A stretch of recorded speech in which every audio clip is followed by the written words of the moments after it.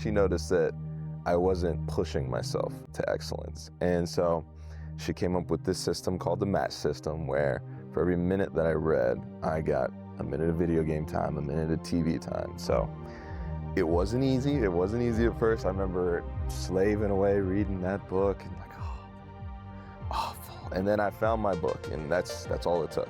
I found my book, Rick Riordan, The Lightning Thief, and from there, I started diving into reading. I was reading all the time. I mentioned I got in trouble for reading. In middle school, I got banned from bringing books into class because I read so often during the lectures that they were like, you're not paying attention. Welcome to Innovate or Evaporate, the podcast where we explore the relentless pace of change and the innovators who drive it. Each episode, we dive deep into breakthrough ideas, unexpected journeys, and the fearless pioneers pushing the boundaries of what's possible. Today's guest, Kylen Granson, tight end for the Philadelphia Eagles and founder of KG's Kids. From a childhood move from Indiana to Texas, to overcoming major injuries, to walking on at SMU and eventually landing in the NFL, Kylen's path is filled with grit, doubt, growth, and perseverance. But what really makes this story remarkable is what he's doing off the field, using his platform to tackle one of the most important issues of our time, childhood literacy. If you're ready for a conversation about resilience, reinvention, and reading as a superpower, stay tuned, because it's Innovate or Evaporate. Welcome back to Innovate or Evaporate. I'm your host, Toph Day. Today we have an incredible guest who embodies that spirit both on and off the field of Innovate or Evaporate. A tight end for the Philadelphia Eagles and passionate founder of KG's Kids Foundation. His path from a less recruited high school player to an NFL tight end with a detour through community college and a chance encounter that changed his trajectory is a testament to perseverance and seizing opportunity. Beyond football, his dedication to literacy through KG's Kids is truly inspiring. We're excited to dive into this story of overcoming adversity, finding his passion, and making a real impact. Kylen Granson, welcome to the show. Thanks for having me. This is going to be a blast. We were talking before we got started here about all the touch points throughout your life. And I'd like to start off with, when you were younger, we were talking about literacy and you love to read, and then kind of your path with your passion of football. I think your mom was a teacher. And you were born in DeMont, Indiana, by the way, which I used to do tassel corn. Close to that, the old stomping grounds in Remington, Rensselaer. But let's start off with when you were a kid, you developed a passion for reading. Where'd that come from? It wasn't just completely easy. As we were talking about, I grew up during the prime video game age, like the new Xbox had just dropped, the PlayStation so I had both PlayStation and Xbox. I was playing games all the time. And my mom was a teacher, so she knew I was doing well in school. Like, I'd bring home my report card, have A's, but at home, she didn't see, me studying like I should be, but I was in like grade school, but I digress.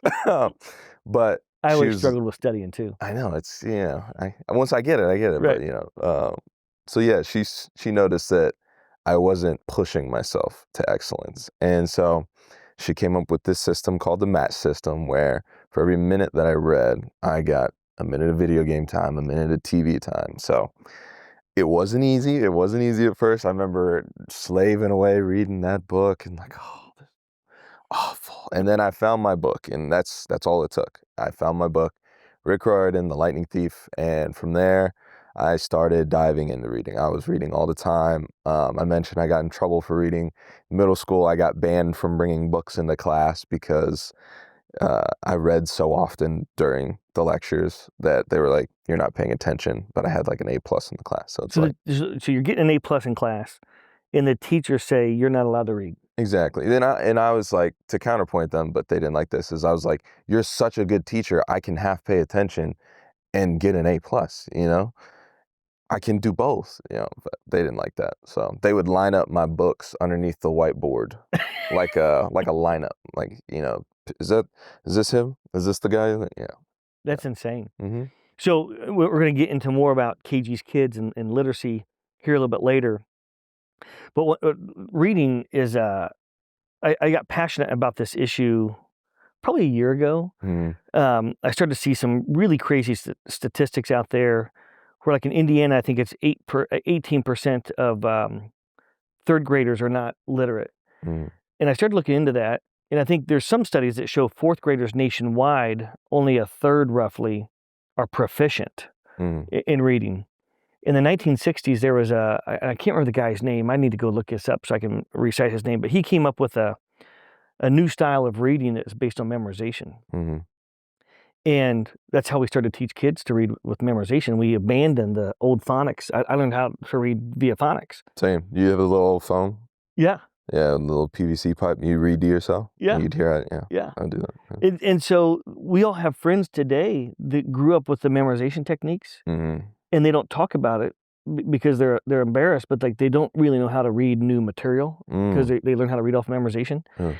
And now there's a big push to bring phonics back. Yeah. To how we learn to read. I think it's interesting. And math is the opposite. I learned memorization in math. Yeah, same. And that's why I have a hard time helping my son with math today. Exactly, because they're like, math doesn't change. It's the same. No. Right? They changed PEMDAS to GEMDAS. What's that about?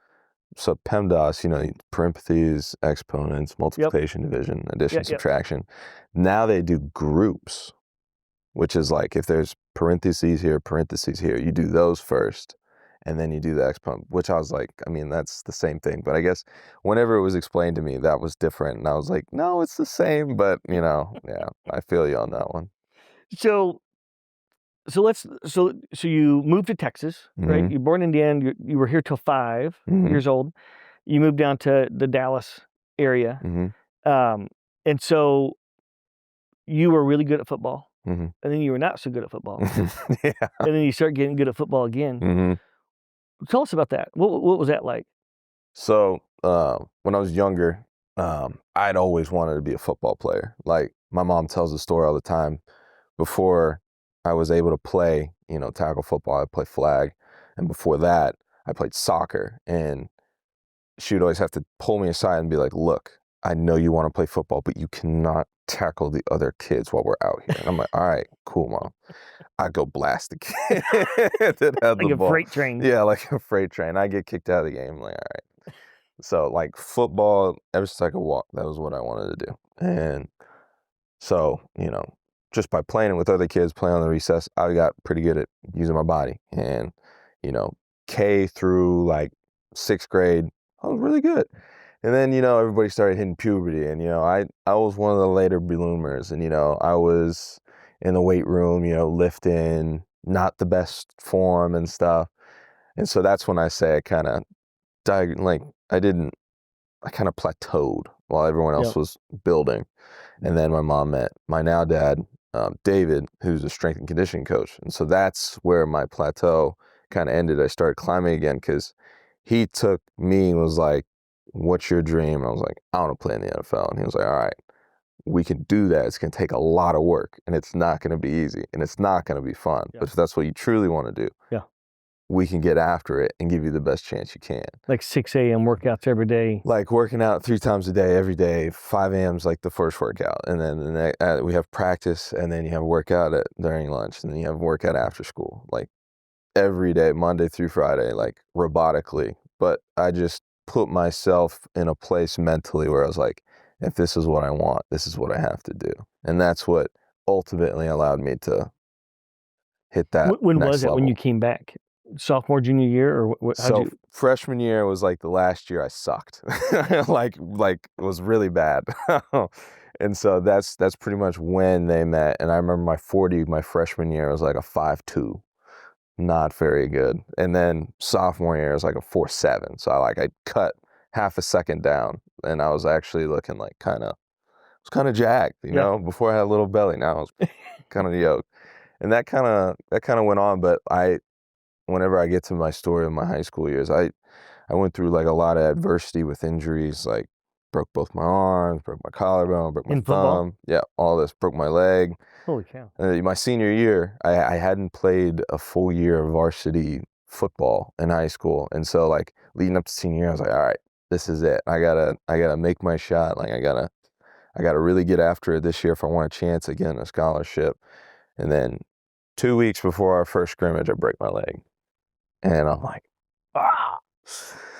And they gave me 1 day to pout and whine and complain about it. And we were in the weight room the next day. And so I was back at it. I was grinding away because we talked to the doctor. He's like, there's a chance you could come back. 6 games go by. There's 16 games total in the state of Texas if you go all the way to state.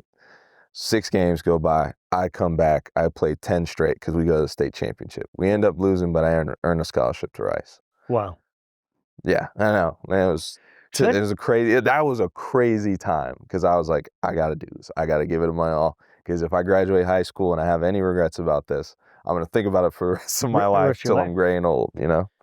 So, like, back to that concept of innovate or evaporate. So during that, I mean, all those injuries over several years, you're trying to get to college to play so that you can get to the NFL.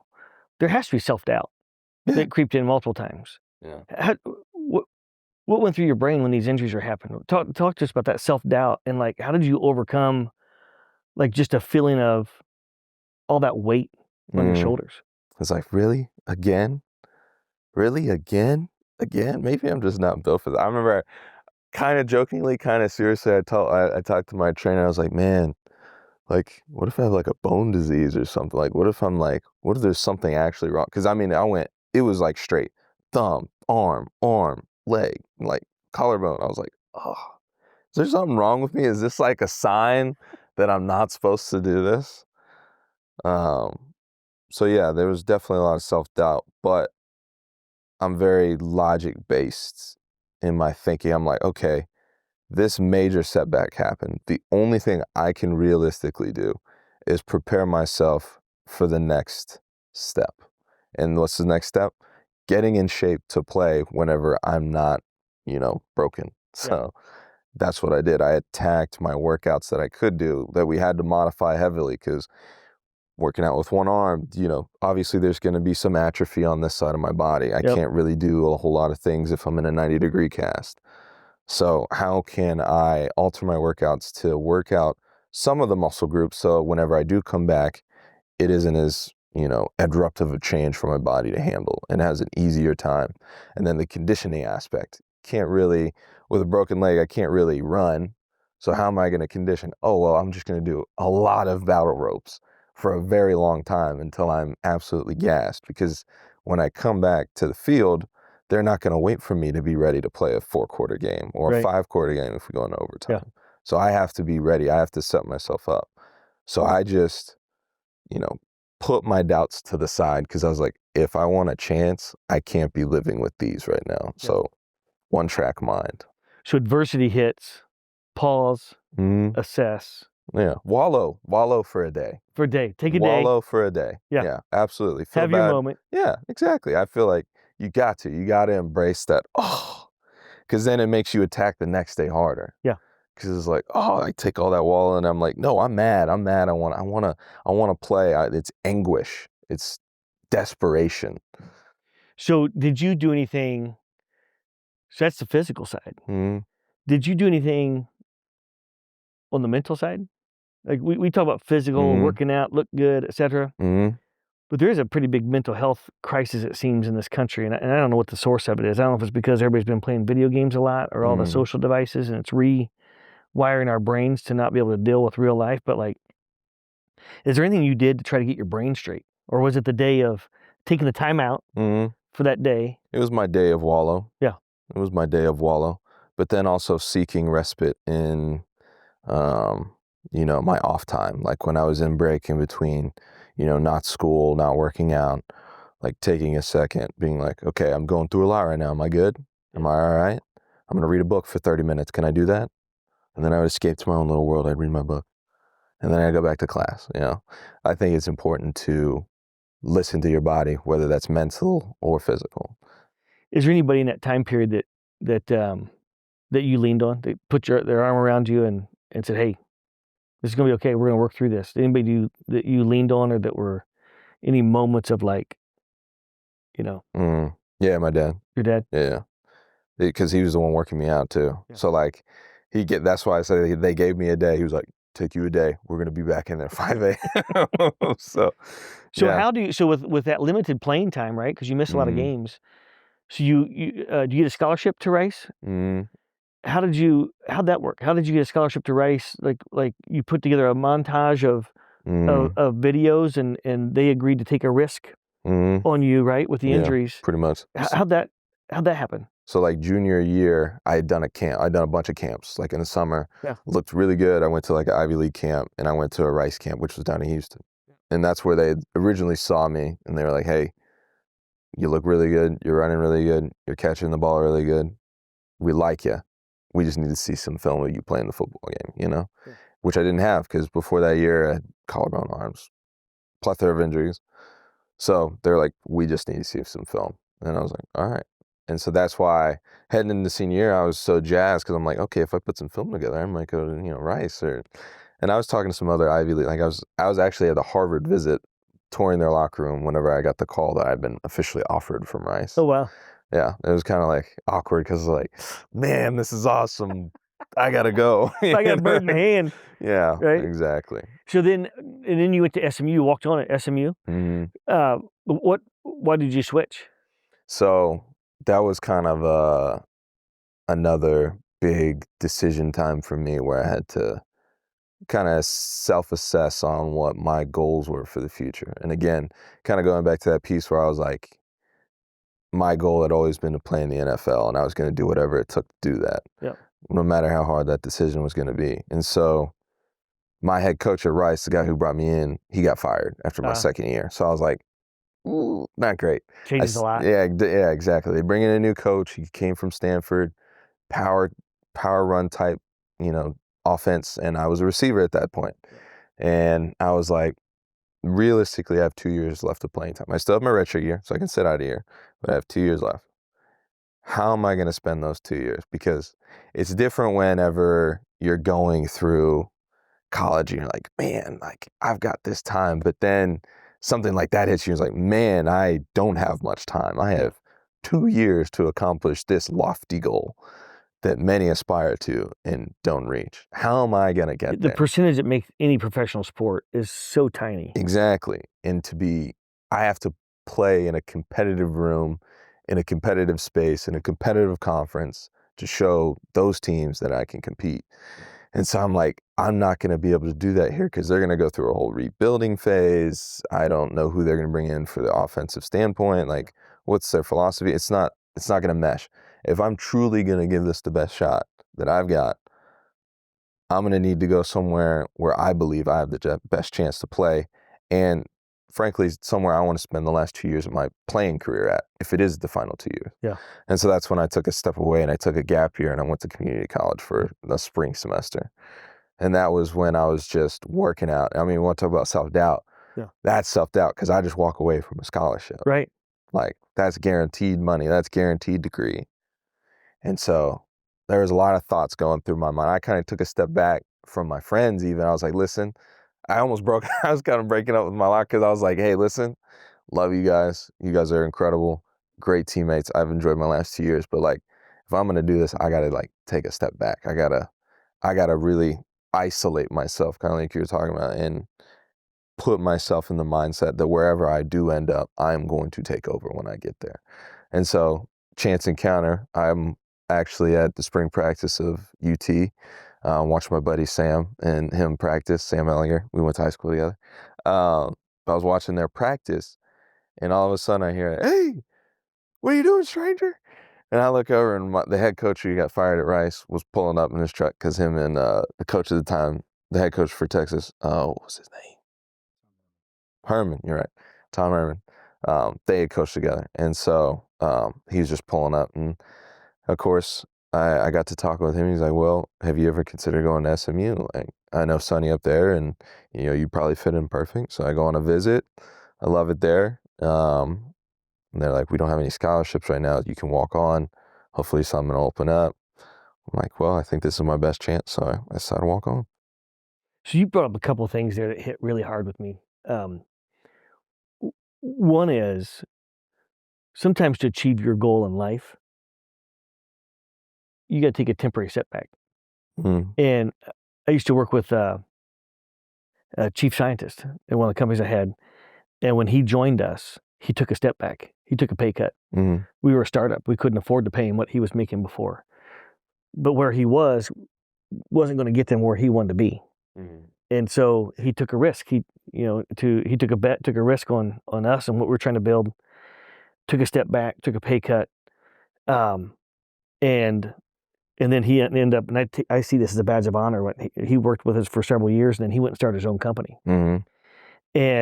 And then he's going to do incredible things. He's now running all the AI for JMI, which is a big growth equity fund, multi-billion-dollar fund. Mm-hmm. But he took a massive risk, right? How do you think about that? I just love that. Like Mm-hmm. sometimes in life we get so focused on getting to there, and we might blame or be frustrated with the current situation, and we should just be able to blast through. When sometimes we got to take a little detour Mm-hmm. in life to get back on track. You ever thought about that way? Yeah, absolutely, all the time. I think it's like waves of an ocean. It's up and it's down. It's up and it's down, but you got to ride the wave. But when it comes to risk, obviously it was a big risk leaving that guaranteed scholarship and chasing something. Jumping off a cliff. Absolutely. I had no idea where I was going to go. There was no thought. I was like, I need to do something though. I know if I stay here, I'm not going to be happy. So yeah, kind of like the no regrets lifestyle. Because if I didn't do that and I stayed there, maybe I could have made it, maybe, but I wouldn't have felt good about my decision. Yeah. And did you ultimately get a scholarship with SMU? Mm-hmm. Yeah. Did it take a year or 6 months or 18 months? It was in the spring. I actually got after that first year. Yeah, I actually got a grant that paid for that first semester, and then I got put on scholarship. So then you also mentioned, hey, I know you, right? Mm-hmm. That reminds me of relationships in life, right? And so like not burning bridges and small world and being deferential to people. It's a small world, right? Like the sports industry, every industry is small, right? The relationships. How did you think about that? So of course you want to do great in football and excel, but there's also the human side, right? And so did you think about that consciously, like building relationships with coaches or trainers or folks as you're going through that journey, and how those ultimately, like life is full circle, it seems like, right? Stuff always comes back around in the future. Absolutely. I think a lot of it happens organically with coaches and training staff because I'm a naturally curious person. Yeah. So I'll ask questions about whatever your job, like if I'm doing a rehab thing, I'll be like, hey, okay, why are you doing that? Yeah. Okay.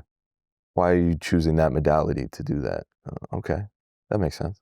No, I'm just curious, and then like you build off on conversations, ask questions, get to know people, pick the coach's brain about why they decided to coach. Like, was it just something that happened once you were done playing football? It's getting to know people. And then just building off of that, eventually you're going to run into somebody that knows them. Yep. Or you're going to be like, oh, you went there? Do you know so-and-so? I'm like, oh, yes, I do know so-and-so. So it is kind of like who you know, not what you know all the time. I literally show my son today still texts that I get every once in a while. And probably 6 months ago, I got a text from a guy and was asking me about somebody that was at Purdue at the same time I was in the same major. Hey, do you know this guy? Was he a good guy back in college? Yeah. Because he was interviewing him. Oh, wow.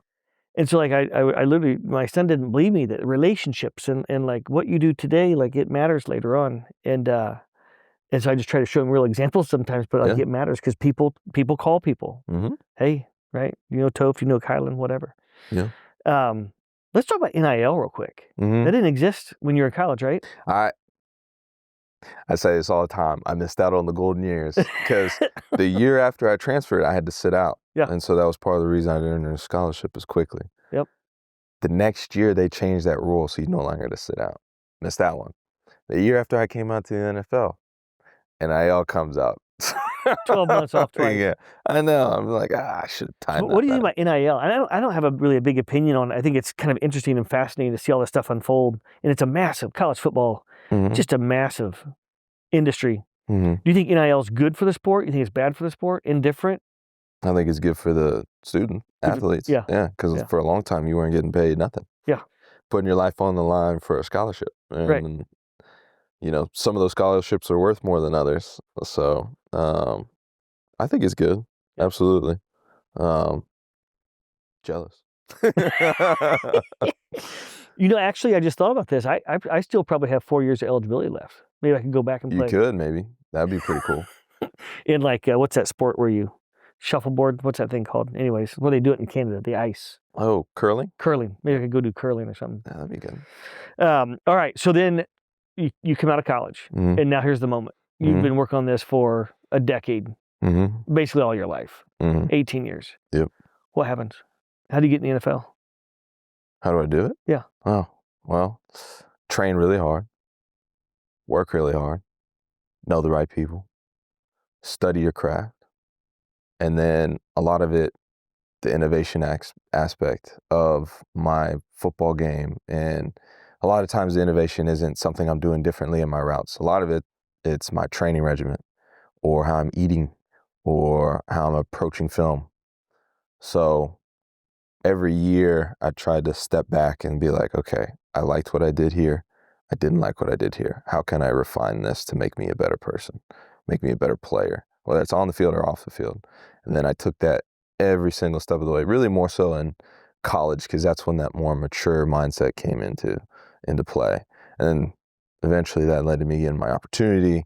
I'd balled out on the field. And then once I got rookie year, made it through camp, then it was just be a sponge, soak up whatever you can from whoever you can, be an observer, be a fly on the wall, watch what people are doing in the weight room, watch what they're doing in the training room, and then kind of take that amalgamation of just information and condense it down and put it into a me shape and then put it in practice.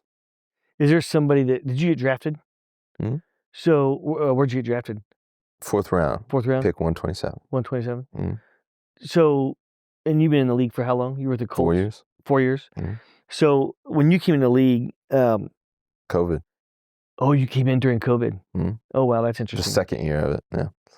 That's interesting. Mm-hmm. So was there somebody that kind of took you under their wing? Mm-hmm. Who was that? Jack Doyle. Yeah. Mo Alley Cox. Yeah? Yeah. Those are my older brothers. That's awesome. Yeah. I love watching those guys play. Mm-hmm. So what, can you share any funny stories? What's the locker room like? There's got to be a little bit of roughhousing and hazing, or I'm saying hazing in a fun way. Yeah, there's no funny stories? There's no real hazing like I'm sure back in the old days. Not bad stuff, but you know. Yeah, I know. Fun stuff. Fun stories. There's rookie singing, of course. Every training camp has that. We had the rookie talent. Impromptu, or you work on your song? I had my song picked out. I did Frank Sinatra, Fly Me to the Moon. Oh, yeah. Wow. I already knew that was going to be my song. I was like, I can nail that one. I can nail that one. I got claps. A lot of people. It all's in effort. Yeah. If any of you guys are going to be doing a rookie show, it's about effort and presentation. You don't have to be the best, but if you go in and you absolutely lay it out there and give your star shot, you will get claps, or That's at least awesome. laughs, and that's Right. probably similar. Yeah. Yeah. At least you're not getting booed, and then you have to do it again. What were one of your biggest surprises, like going into the NFL, like the regiment? I remember years ago listening to Bill Polian talk about like what his year looked like. Mm-hmm. I think he was if I remember correctly, I think he might have been the GM. I think it was the GM of the Colts. Mm-hmm. And I had this kind of perception that in that role, you've got this entire organization, and my perception was that he wasn't like on the road in the off season, like basically every day, or even during the season traveling to go to college games. I just figured that was other folks in the organization, scouts or whatever. His regiment was insane. Mm-hmm. What surprises, like from a difference of the day-to-day lifestyle at that level, Mm-hmm. where you're like, oh wow, this is another gear. Mm-hmm. Really, just even when you're not in the building, you're kind of in the building, because even on your day off, you have to do some film study because you have to prep. Because Sunday, the game, obviously, usually. Monday, that's when we lift and we debrief on what we did. And then Tuesday's your off day. Well, Tuesday, you can just sit around and do nothing. But are you going to be ready for Wednesday when you're installing everything? That's your first practice of the day. And you're going through all your meetings, you're installing it. No. So you're going to do some film study, and then you're going to be like, maybe I should get a little workout in. So you're going to do a little work. It's like it just bleeds over into all your life. So yeah, it is truly from July 21st when training camp starts for me. it's going to be from then until February. And then even then, you get like a month or two off. And then it's right back, and the cycle starts all over again. So in that month or two off, are you truly taking it? Yes, off? I'm truly taking it off. So like light workouts or like flexibility, range of motion, but giving the body a chance to chill let out. your body just chill. Because I remember going through when I was at Rice, I took a nutrition class with she was the nutritionist for the Astros and the Texans for a bit, Roberta Anding. I love that class. It was incredibly interesting. But she was like, you would not believe the amount of trauma that the human body goes through when you're an NFL athlete. Right. And the fact that you go 1 week from taking like repeated car crashes multiple times a game. Right. I've heard like 4 or 5 car crashes a game. Exactly. You're having 4 or 5 of those. And then a week later, you're having 4 or 5 more. And then a week later, you're having 4 or 5 more. And then a week later, you're having 4 or 5.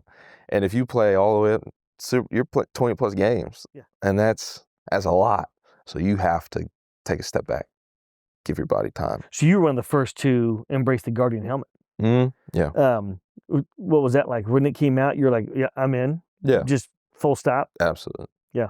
As soon as they were like, you can wear it during the games. Because, a lot of people were like, oh, it looks dumb. And, I bet it's like super heavy. I'm like, no, it's like light. I don't even really feel it. The only time I knew it was there is when I hit somebody. I'm like, oh, that felt softer than you. Really? So you can tell a significant difference. You can tell a little bit of difference. Yeah. Yeah. It's not like like, oh my gosh, like I don't feel like I'm getting hit. But there's definitely some edges taken off. And I remember I was trying to convince other people to do it because I'm like, concussions, like they didn't exist when I was playing football. And then all of a sudden I was like, whoa, this is like the thing that's getting y'all. And it's like, all right, so they're allowing us to, use this medical technology. It's gotten about a couple of years of data behind it that's saying, hey, this is reducing, concussions, like at a very, not small rate.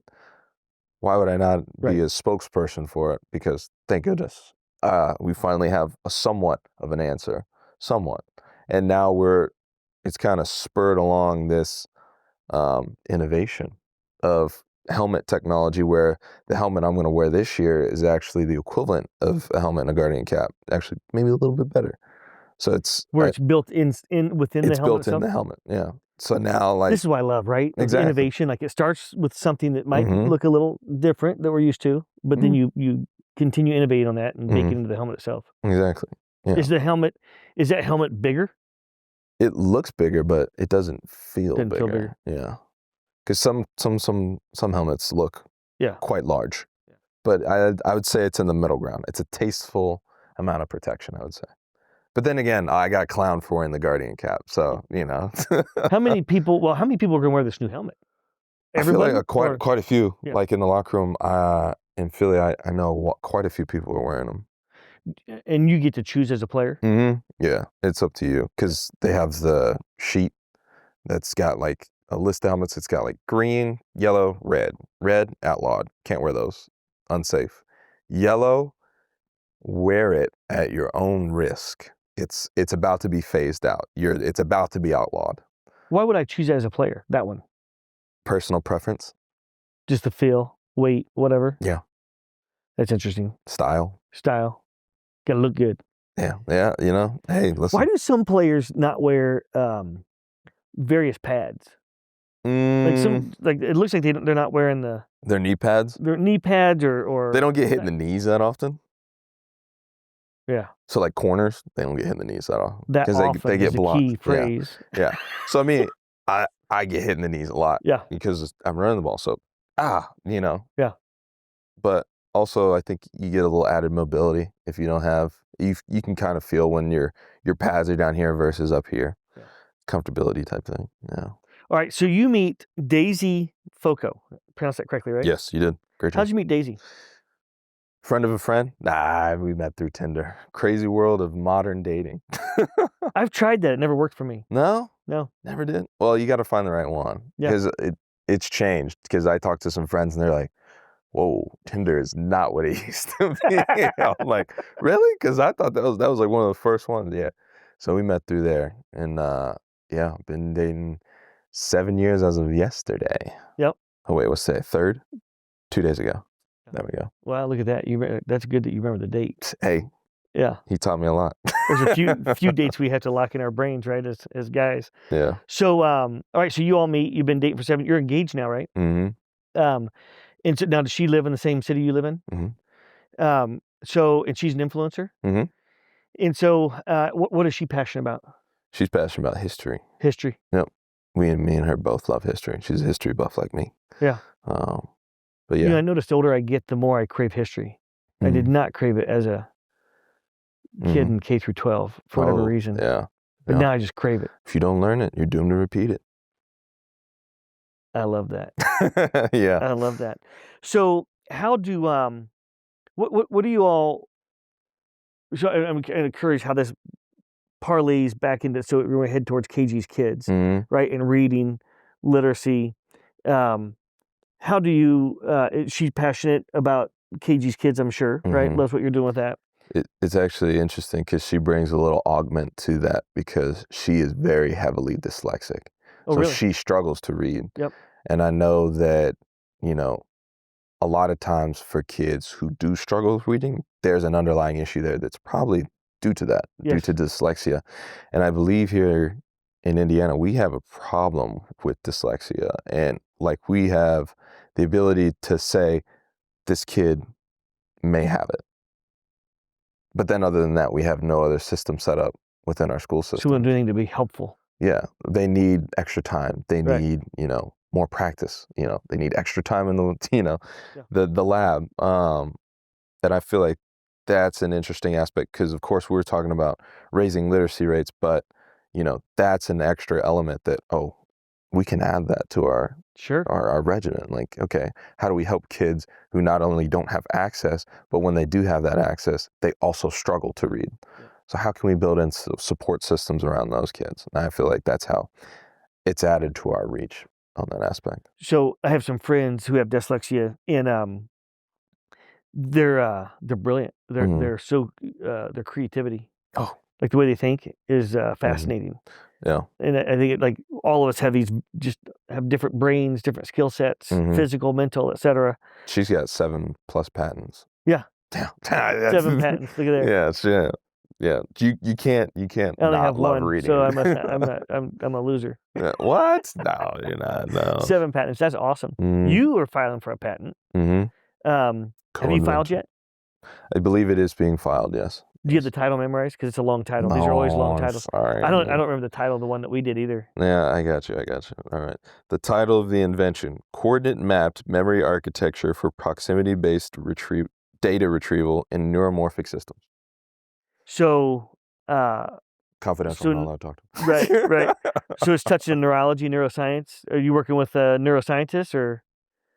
Okay, so we can't talk about that yet. You're gonna so once you get that thing filed and approved, you got to come back and tell us all about it. What you're going to do with that? I'd love to. Yeah. That'd be awesome. He's my co-inventor. He's preparing my press release because he's like, obviously you're going to want to talk about it. I'm like, yeah, I want to talk about it. I can't wait. That's awesome. Yeah, it's fun. Where'd you meet your co-inventor? Actually, Daisy's dad. Really? He's That's a patent awesome. attorney and chemical Oh, no engineer kidding. and professor at Stanford. And so Stanford. Yeah. So what do you all talk about with KG's kids? Like how do you so talk to us about KG's kids. Mhm. Like that's your passion from childhood. Mhm. How'd you start that? And where are you at now on that journey? Yeah, so started I want to believe it was my last year at SMU. Kind of had a little bit of a platform as a collegiate athlete. Yep. My parents were still teaching, so anytime I would go visit their classrooms, be like, "Oh my God, that guy! You know, he's really cool. He's a football player, and he loves to read." And so, like, seeing that, like that small impact, was like, why don't we build this up? Because you know, that was finally the year that I was like the NFL aspiration like wasn't just like a dream. It was actually kind of becoming a This can reality. become real, yeah. Yeah, and so we were like, okay, so if I get to this point where I have this much bigger platform, what is my philanthropic, identity as a player? What am I gonna identify? What's my cause? And I'm like, something I'm really passionate about, reading, and I can't think of a better thing than, getting kids into reading at a very early age, because it helped me get to my goals. And so, my parents and I, we were like, if I am the case study and I was a success, how can we copy and paste this in whatever, field the children want to study, whether they want to be an architect, whether they want to be an engineer or a doctor, whether they want to go into writing, whatever it is, reading can help. So how can we foster that love of learning? And so we started up that year, just doing it in some classes, doing like some book donations, classroom libraries in Texas. And then when we got up to Indy, we actually started doing much bigger projects. We started doing KG's Carnival books, where kids would come in, they would get free books. They would get to, I believe, get 5 books. And then at night, we would have a kind of like a field day. We'd have a field day. We'd invite the community to come out, have different games, bounce houses. Just a fun time. I'd be there. My family would be there. We'd hold that. And now we're adding even more stuff. We have STEM nights where, we have people come out. We do STEM projects. We read, and then we do a STEM project. Then we read, we do a STEM project. So our outreach has grown significantly since we've been here, and it's only continuing to grow. And it's been a lot of fun. What's the age range of those kids that you're coaching? We've done anything from like K through 7th grade, 8th grade. We haven't gotten to high school yet, because I know that's the age where I start to become less cool. But we're really focusing on the foundational piece in that aspect. Yeah. Do you think that so when I graduated college, we just got emails. In college, we got emails, but nobody used them. They didn't know what to do with them. Right. And so, well, I'm going to age myself, so I'm not even going to talk about the video game side. But I wonder if, reading, cursive writing, there's a real thing there where it connects our synapses in our brains. Like, there's all kinds of studies about that. We've abandoned cursive writing in schools.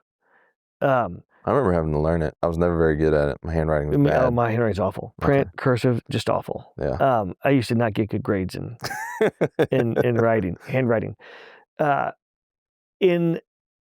a lot of kids that don't know how to sign their name because they never learn cursive writing. And it seems like we've and I think the AI revolution, it's wonderful. There's so many positives. But it seems like we've abandoned the thought that there are some basic skills as a human. We're not robots. We still are human, and we will never be robots. And I'm curious on your thoughts. Like, Australia passed a law that social media, that kids can't have social media accounts until I think they're 16. I think it is. How do you think about that? With being passionate about reading and should we? And there's been a little bit of talk about this in the United States. But if we're used to doing this and everything's done for us, then these synapses, we don't do cursive writing, like reading from a digital device is different than reading from a book. How do you think about that? That's something me and my fiance, we've discussed a lot, because obviously raising a kid in this day and age there's going to be a lot of things that, we're going to have to tackle. And that's one of the things. We have a lot of friends who are influencers, content creators. And we talk to them like, hey, like, how are you going to approach like kids and your children when they're growing up? And I feel like there's a very broad overall topic when it comes to content creation. Yep. And so when it comes to kids, it's like, okay, I can't completely eliminate the screens, because, a little bit of screen time is good. That's fine. Yeah. When do we draw that line? Yeah. Okay, is it an hour a day? Is it an hour and a half? Yeah.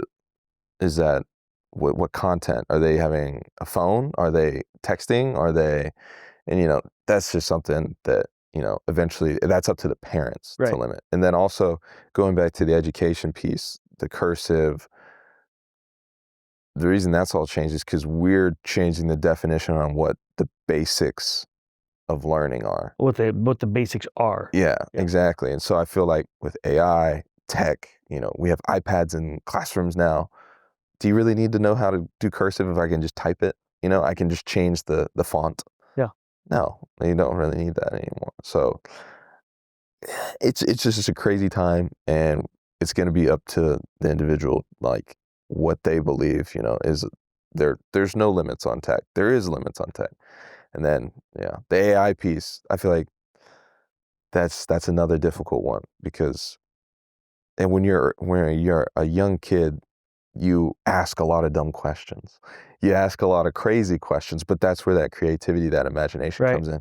And then when you read a book, like that's why I love reading, is because anytime I go see a movie and I see the characters that I read, I'm like, they don't look like that. Right, The exactly. world, that the You've already world's, mapped them out in your yeah, head, I've right? mapped it out. I've got the world map. It looks nothing like what I imagined. So that's why a lot of times I'm like, book is always better than the movies, because whatever you create is your story. It's your head. It's your imagination. There's no way the screen's going to capture that.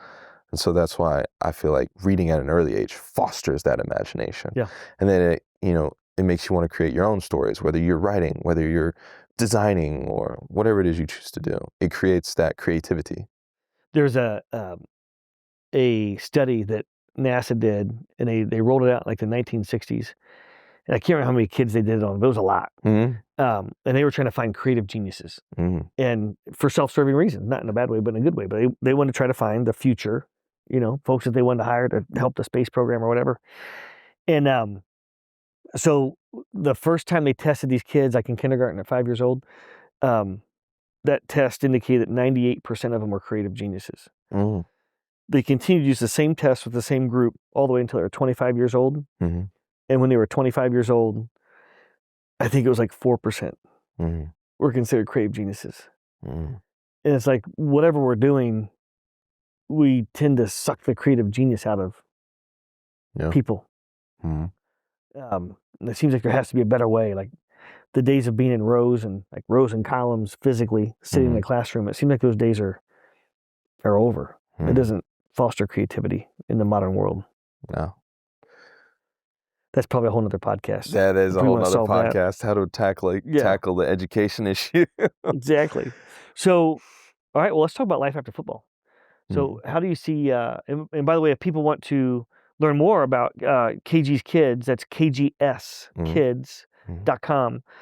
So go there, check it out. I'm sure people can donate some money right there on the website. Donate some money, donate some time. Some time. Yeah, absolutely. So life after football, have you started thinking about that yet, on what you want to pursue? A little bit. I put some money aside. I've got other creative interests. Eventually I want to write a book. I'm working on it right now. I'm in the world building stage. Not like a kid's book. I'll probably write a kid's book, but I got a whole, my favorite genre is fantasy. So I've got a whole fantasy kind of sci-fi thing going on. I'm writing out right now. So that's like a passion project. Like that's for me. That's not even really for profit. That's something I wanted to do. So I want to write a book at some point. Would it be a series? Is that a one-off book, or is it going to be a series? It's going to be a series. Yeah, it's going to have it. I've already got the sequels. You're inventing the next Game of Thrones? No, it's going to be better than that. I love it. I love it. Yeah. But yeah, so I want to do that. And then obviously keep KG's Kids going. It's obviously a much needed initiative, not only here, but everywhere. So the bigger we can grow that, the better. Is your focus with KG's Kids right now, is that more central Indiana as a whole, or regional, national, or where's the focus? We focus more on Indiana because that's where I've been the past 4 years. Yeah. Now with me going to Philly, maybe we'll explore going elsewhere. But I wanted to make sure that the schools here that we were impacting, that we weren't just up and leaving them high and dry, because we've done a lot of good work here. We've developed a lot of good relationships, and we want, the teachers and school districts to feel, safe, reassured, like, hey, listen, we're not going to go anywhere. We're still doing stuff here, okay? But eventually, if we could get it nationwide, that'd be incredible, But yeah, so for right now, just here, but to be continued. This has been awesome. I love having these conversations. I learned so much, right? And reminders, right, of what's important in life. I just absolutely love it. All right, well, we're going to go into rapid fire. All right. And there's no right or wrong answer. Okay. And you can pass or talk for an hour or talk for one word. It's your choice. Yeah. But so what is one thing in your industry that you think people should stop doing? In my industry that people should stop doing. Can we come back to that one? Yeah, absolutely. We can come back. What is what's one process or habit that you think leads to the best ability to disrupt or innovate yourself? Ooh. The ability to be self-critical, but not self-destructive, because it's very easy to spiral down being self-destructive and tearing yourself down and feeding into that. Having a healthy amount of self-doubt is not a bad thing. Yep. Because it trains your brain to ignore it, but not ignore it, but be fueled by it. That self-doubt, because you can hear a lot of voices from the outside, but at the end of the day, the best motivator is me, because I know what makes me tick. And that little self-doubt I have, I've gotten really good at using it to fuel myself for whatever it is. So that would be my. That you just gave me chills. That's powerful. Oh yeah, you like that? I love that. Okay, cool. Can I steal that? I'll give you credit. But Yeah, sure, you can steal it. Yeah. So you can be self-critical, but don't be self-destructive, and leverage self-doubt to be fuel. So yeah, that's powerful. I love that. If you could solve one problem in the world with innovation, what would it be? Literacy. Literacy. Yeah. Get everybody reading again, because you solve a lot of problems if people are well read. Yeah, 100%. All right. One thing in your industry or anything in life, like one thing that you've experienced, one thing that you think people should stop doing, or the reverse. What's one thing you think people should start doing? Well, that's obvious. I think people should start reading. I think people should stop. I think stop believing in what is portrayed to you through social media, because I feel like that's one of the things, is that people believe that whenever they scroll through their posts and they're looking at people going on expensive trips, expensive things, like, no, they're not really living. Like, this is a curated post that they decided to put up. Listen, live your life, be happy with this, because a lot of times you look at that phone, you start scrolling, you're like, man, I wish I had this, I wish I had that. Oh man, my life, But I fall into that, where I'm like looking at billionaires in Monaco. I'm like, man, I wish I had a yacht that big. You know what I mean? But my path is my path, and so I think if we stay away from our screens a little bit, enjoy the company around us, I think that is so powerful, because that happens a lot. Yeah, I hear people start to realize that thing. They get sucked into this. Oh my gosh, I'm somehow less than because look at that perfect family or whatever. Well, that's just one little snapshot, curated thing. And my fiance is a TikTok creator, so of course she has to keep up with the time. So she kind of has to scroll. And I kind of gotta drag her out of her little depression spot, because she's like, oh my God, maybe you're crushing it. You're doing great. Yeah, you're doing great. You're doing a great job. And that's the other part. You get comments. You get people who come in and like tear you down. It's like you get into the dead internet theory. That's a whole nother podcast. What's that about? That a good percentage of it's kind of multifaceted now with the explosion of AI. Most of the people that you talk to on the internet are not actual real people. They're AI or bots. That's going even more and more. Yeah, exactly. Now they're saying 95% of content in a year or so is going to be AI generated. Right. Because why would I pay a film production studio if I can just have a guy type up a script? And it's pretty fascinating. Exactly. Innovation gets kind of scary after a point, but you just got to learn how to control it. Control chaos. Control chaos. That's a great phrase. Kylen, this has been awesome. Yeah, I had a good time. Thank you for joining the show. I've learned a ton. You made me think differently about a few things. And I'm stoked to continue to watch your journey. Congratulations on all your success. Absolutely. You got a lot of fun. I think at this moment in time right now, when I talk with high school or college students, I wish I was like 25 years old again. Like it's just all the things that we can do now, so much more cost effectively, more efficiently. The future is it's going to be such an insane fun ride. Yeah. It's going to be wild. These 27 years I've lived through a pandemic. I've lived through so many things, turn of a century. Yeah, it's been a fun time. I'm looking forward to the future. It's awesome. Yeah. Well, Kylen Granson, thank you for joining Innovate or Evaporate. For all the listeners out there, go check out KG's Kids, kgskids.com, kgskids.com. That is KGS, KIDS.com.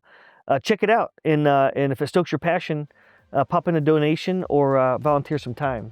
That's a critical mission. Yeah, thank you. All right, until next time, we'll see y'all soon. This episode was brought to you by Rally, the Global Cross-Sector Innovation Conference. Learn more at rallyinnovation.com.